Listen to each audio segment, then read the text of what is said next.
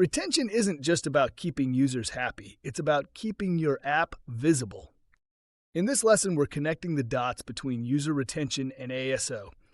Because in 2025, the app stores don't just reward downloads, they reward value over time.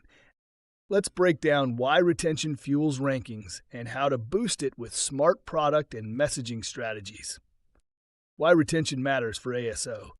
Both Apple and Google look at usage metrics when evaluating apps for ranking. If users install your app and delete it 10 minutes later, the algorithm takes note. That signals poor quality or misaligned expectations, and your ranking takes a hit. But if users keep coming back day after day, that tells the algorithm your app delivers real value. So retention isn't just a product goal, it's a visibility multiplier. Step 1. Set the right expectations in your metadata. Retention starts before install. Your title, subtitle, screenshots, and description should accurately reflect what the app does.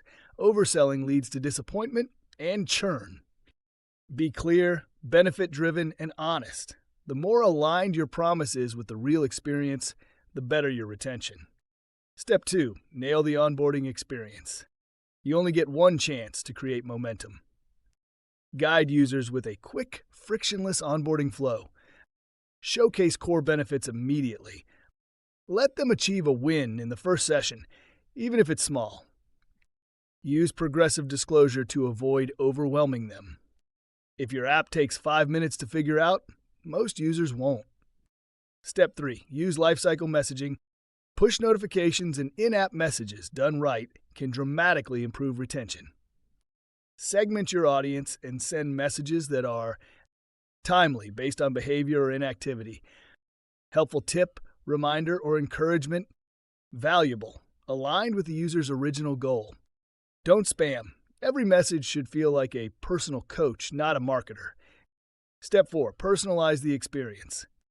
Apps that feel for me get used more. Use data to personalize dashboards, recommendations, or content.